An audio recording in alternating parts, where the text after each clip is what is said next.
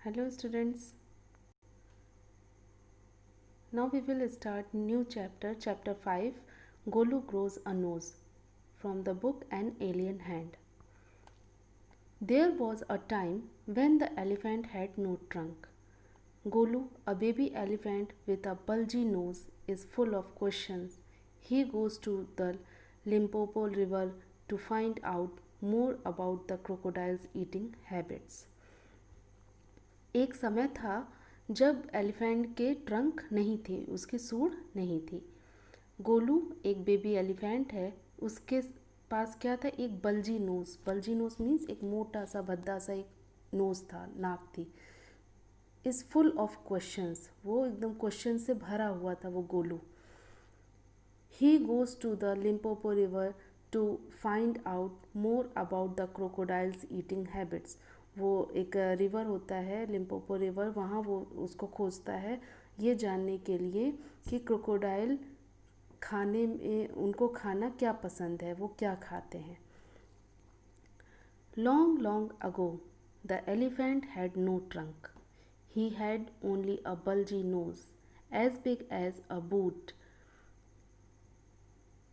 He could wiggle it from side to side, but couldn't pick up things with it.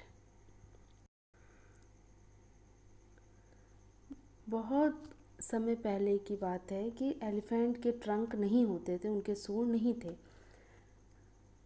उनके एक bulgy nose थी। सिर्फ bulgy nose means एक मोटी सी भद्दी सी नोज़ थी। As big as a boot, boot means जो पैर के जूते हैं होते हैं, उससे भी बड़े। He could wiggle it from side to side but couldn't pick up things with it. वो लचीले तो थे, विगल मीन्स लचीलापन, वो लचीले तो थे लेकिन वो उससे कुछ भी उठा नहीं सकते थे। There was a baby elephant called Golu. एक बेबी एलिफेंट था एक जिसका नाम गोलू था। He too had no trunk but only a bulgy nose. उसके भी ट्रंक नहीं था, उसके भी सूंड नहीं थे, लेकिन उसके पास भी बल्जी नोज था। As small as a small boot, मतलब छोटा था, क्योंकि वो बेबी है तो वो बल्जी नोज भी छोटी होगी, तो छोटी थी, एक तरह से स्मॉल बूट, छोटे से जूते की तरह। Golu was full of questions. Golu एकदम फुल ऑफ क्वेश्चंस था, प्रश्न से भरा हुआ था। He asked his tall aunt the ostrich. वो अपने एक जो बड़ ऑस्ट्रिच है, टॉल होता है, लंबा होता है, वो उसकी आंट थी। तो वो अपनी आंटी ऑस्ट्रिच से, जिस ऑस्ट्रिच मीन्स शुतुरमुर्ग, शुतुरमुर्ग से पूछता है, why don't you ever fly like other birds. आप क्यों नहीं दूसरे पक्षियों की तरह उड़ सकते हैं। Then he asked his tall uncle the giraffe. फिर वो अपने टॉल अंकल से पूछता है, टॉल अंकल मीन्स जिराफ से पूछता है, what makes your skin so spotty. आपके स्किन को इतना स्पॉटी, जिराफ की स्किन कैसी होती है? स्पॉटी होती है, ब्राउन येलो करके। तो वो पूछता है कि आप क्या चीज़ आपके स्किन को इतना स्पॉटी बना दिया है। He asked his huge uncle the hippopotamus. वो अपने एक विशाल अंकल से पूछता है, हिप्पोपोटामस से, why are you your eyes always so red.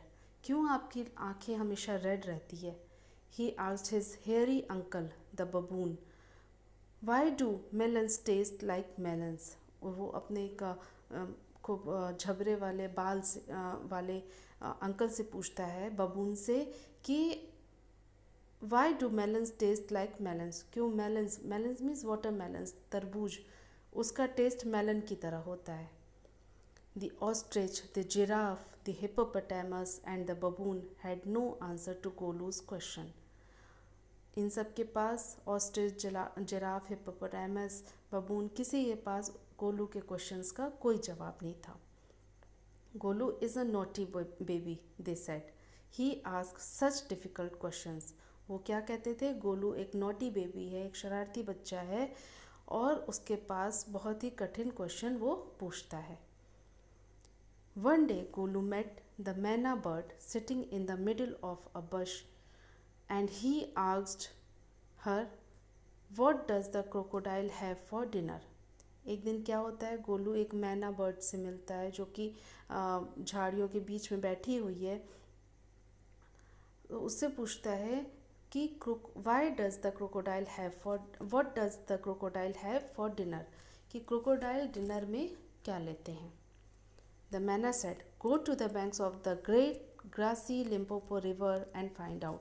तो मैना ने क्या जवाब दिया कि तुम लिम्पोपो रिवर पे जाओ और किनारे जाओ और वहाँ पर पता कर लो कि उनका क्या डिनर होता है। गोलू वेंट होम, गोलू घर गया। He took 100 sugar canes, 50 dozen bananas and 25 melons. Then he said to his family, "Goodbye. I am going to the great grassy Limpopo river. I will find out what the crocodile has for dinner." तो जब मैना बोलती है river पे जाने के लिए, पता करने के लिए, तो गोलू अपना घर गया और वहाँ से उसने 100 शुगर केन मीन्स गन्ना लिया, 50 डजन बनानास लिए और 25 मेलन्स लिए, 25 वाटर मेलन्स लिए अपने साथ में, और अपनी फैमिली को गुड बाय कहा। और क्या कहा कि मैं एक जो बड़ा और ग्रासी घास वाला लिम्पोपो रिवर है, मैं वहाँ पर जा रहा हूँ और वहाँ मैं ये पता करूँगा कि क्रोकोडाइल डिनर में क्या लेता है। He had never seen a crocodile and didn't know what one looked like. वो उसने कभी भी क्रोकोडाइल नहीं देखा था और वो ये भी नहीं जानता था कि वो देखने में कैसा दिखता है। He met a python and asked him, "Have you ever seen a crocodile? What does he look like? What does he have for dinner?" तो रास्ते में जब वो जा रहा था तो उस रास्ते में उसको एक पाइथन मिलता है। ये लुक एट दिस पिक्चर। वो पाइथन से पूछता है कि क्या तुमने कभी क्रोकोडाइल देखा है? What does he look like? वो कैसा दिखता है? What does he have for dinner? वो डिनर में क्या लेता है? The python uncoiled himself from the branch of a tree but said nothing. तो ये पिक्चर में देखिए, उसने अपने आप को क्वाइल कर लिया, उसने अपने आप को पूरा लपेट लिया है ब्रांच में। तो जब ये वो क्वेश्चन सुनता है तो पाइथन अपने आप को अनक्वाइल्ड करता है, अपने आप को ब्रांच से अलग कर लेता है, लेकिन कुछ भी नहीं कहता है, बिना कुछ कहे वहाँ से चला जाता है। Golu politely helped him to coil around the branch again and said goodbye to him. Golu क्या करता है, उसकी मदद करता है कि वो फिर से ब्रांच में अपने आप को क्वाइल कर ले और उसको गुड बाय कहता है और वहाँ से चला जाता है। Golu meets the crocodile face to face. He gets the python's help when he needs it most. Golu grows a long and useful nose. Golu crocodile से फेस टू फेस मिलता है, जहाँ पे उसको ज़रूरत होती है, सबसे ज़्यादा ज़रूरत होती है, वहाँ पे पाइथन आकर उसकी मदद करता है। गोलू की नाक लंबी और बहुत ही यूज़फुल हो जाती है। कैसे होती है? Let's see. Golu moved on eating sugar canes, bananas and melons. After a few days he reached the very edge of the great grassy Limpopo river. On the bank of the river he saw a log of wood. Golu फिर से वहाँ से चलना शुरू करता है, Python को good bye बोलकर चलना शुरू करता है और अपने साथ जो उसने गन्ना लिया था, बनाना लिया था, मेलन्स लिया था, उसको खाते हुए वो अपना चलता रहता है। कुछ दिनों बाद वो उस रिवर के पास, जो ग्रेट और ग्रासी लिम्पोपो रिवर है, उसके एज पर, उसके किनारे पर पहुंचता है। On the bank of the river he saw a log of would. तो जो रिवर के किनारे है वो एक वहाँ पर लकड़ी का लट्ठा देखता है। It was log of wood means लकड़ी का लट्ठा। It was really the crocodile who winked at him. Excuse me said Golu, have you ever seen a crocodile. वो उसको तो लगता है कि वो लकड़ी का लट्ठा है, बट एग्जैक्टली वो क्या था? That was a crocodile. ठीक, उससे गोलू जाके क्या पूछता है? एक्सक्यूज़ मी, माफ़ करिएगा, have you ever seen a crocodile? क्या आपने कभी क्रोकोडाइल को देखा है? उसने तो कभी देखा नहीं था, वो क्या जाने कि वो सामने क्रोकोडाइल है। क्रोकोडाइल से ही वो पूछता है, have you ever seen a crocodile? क्या आपने कभी क्रोकोडाइल को देखा है? The crocodile winked again and lifted half his tail out of the mud. उसने फिर से अपनी वो विंग्ड किया, अपने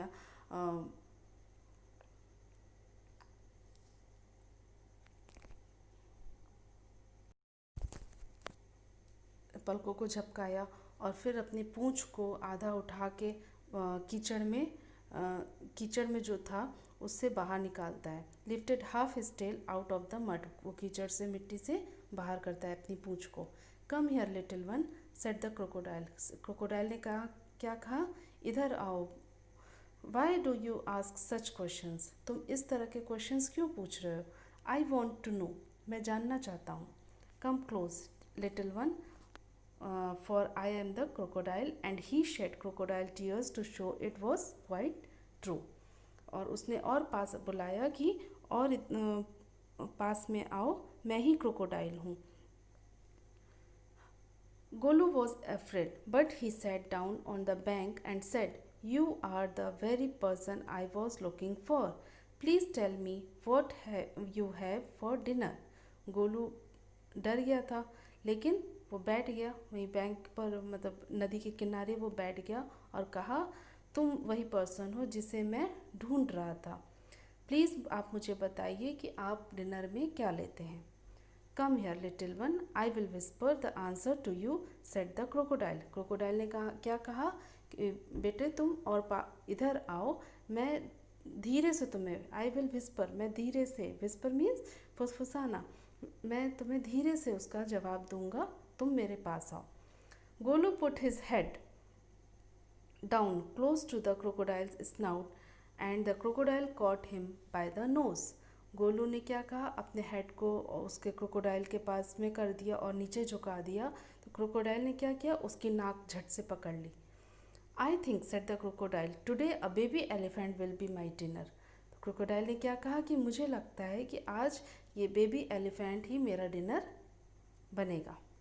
late me go, you are hurting me mister crocodile, screamed Golu. Golu चिल्लाया कि मुझे जाने दीजिए, आप मुझे चोट पहुंचा रहे हैं crocodile, mister crocodile. The python, who had been quietly following Golu, came to the bank and said, if you do not pull as hard as you can, the crocodile will drag you into the stream. जो Python था, उसको रास्ते में मिला था, वो इसको धीरे धीरे फॉलो कर रहा था, गोलू को धीरे धीरे फॉलो कर रहा था, और वो आता है बैंक पर, रिवर बैंक पर, और उसने कहा कि if you do not pull as hard as you can, the crocodile will drag you into the stream. यदि तुम अपने आप को ज़्यादा से ज़्यादा नहीं खींचते हो तो ये क्रोकोडाइल तुम्हें पानी के बहाव में खींचकर ले जाएगा। Golu set back on his little haunches and pulled. Golu क्या किया, वो अपने पीछे के साइड में बैठ गया और अपने आप को खींचना शुरू किया। The crocodile slipped into the water, making it all creamy with great sweeps of his tail, and he also pulled and pulled. और क्रोकोडाइल भी स्लिप कर जा रहा था पानी में, लेकिन वो भी अपनी तरफ उसको खींचता जा रहा था। Then the python coiled himself round Golu's stomach and said, let's pull harder. Golu dug in all his 4 legs in the mud and pulled. तब पाइथन ने क्या किया, वो गोलू के स्टमक पर, उसके पेट पे अपने आप को कॉयल कर लिया, अपने आप को लपेट लिया, और क्या कहा कि खींचो, और तेज़ से खींचो। गोलू ने अपने चारों पैरों को उस मिट्टी में डक कर लिया, अपने चारों पैरों को उसमें धंसा लिया था बिल्कुल, और अपने आप को जितना ज़ोर हो सकता है खींचना शुरू किया। The nose kept on stretching, तो क्रोकोडाइल ने उसकी नोज़ पकड़ी हुई थी, जो बल्जी नोज़ थी, तो वो धीरे धीरे नोज़ वो स्ट्रेचिंग होने लगी, खींचने लगी। At each pull the nose grew longer and it hurt Golu. और जैसे जैसे वो खिंचती जा रही थी, उसकी नोज़ और बढ़ती ही जा रही थी, बड़ी होती जा रही थी, और गोलू को बहुत ही उससे पेन हो रहा था, उसको हर्ट हो रहा था। The nose was now 5 feet long. अब उसकी नाक 5 फीट लंबी हो गई थी. But it was free at last. लेकिन अंत में क्या हुआ, वो उससे फ्री हो गया. मीन्स कि वो क्रोकोडाइल से बच गया. Golu sat down with his nose wrapped up in a big banana leaf and hung it in the great grassy Limpopo river to cool. Golu ने क्या किया, वहीं बैठ गया और अपने जो नोज़ है, अपने नाक को एक बड़े से बनाना के पत्ते से लपेट लिया, उससे रैप कर लिया और उसको पानी में डाल दिया ठंडा होने के लिए. उसकी दर्द हो रही थी, उसको हर्ट हो रहा था, बहुत पेन था, तो उसको ठंडा होने के लिए उसमें डाल दिया. Golu sat there for 2 days waiting for his nose to cool and shrink. Golu वहाँ पर 2 दिन बैठ के इंतज़ार करता रहा कि उसकी नोज़ ठंडी हो जाए और श्रिंक हो जाए, सिकुड़ जाए, वैसे ही छोटी हो जाए. It grew cool but it didn't shrunk. वो ठंडी तो हो गई लेकिन वो श्रिंक नहीं हो पाई, वो सिमट नहीं पाई.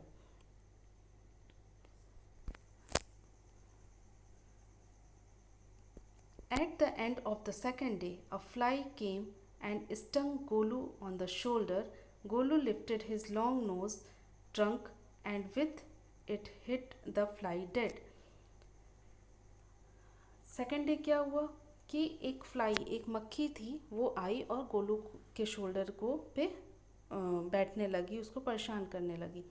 गोलू ने क्या किया, जो उसकी लंबी नाक थी, जो ट्रंक था, उससे उसको उड़ा दिया और मतलब उसको भगाया और उससे क्या हुआ, उसके चोट से उसको उसके सूंड से हिट किया, जिससे कि वो मक्खी मर गई.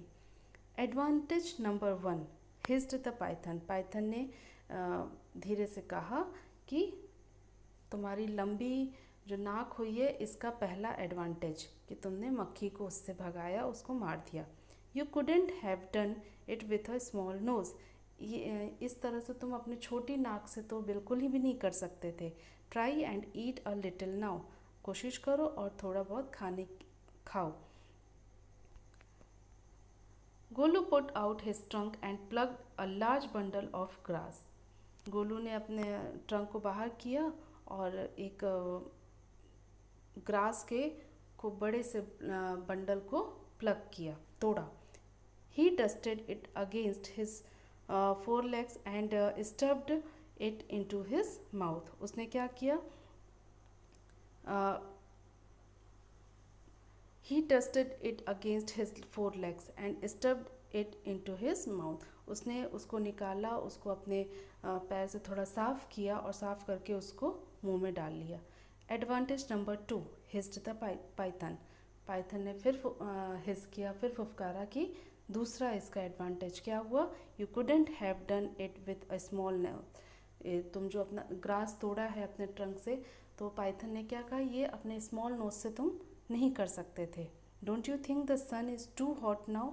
तुम्हें ऐसा नहीं लगता कि सूरज अब बहुत गर्म हो चुका है. Golu scooped up some mud from the bank and slapped it on his head. Golu ने क्या किया कि अपने उसमें सूर में कुछ मिट्टी भर लिया बैंक से और अपने सर पर डाल लिया.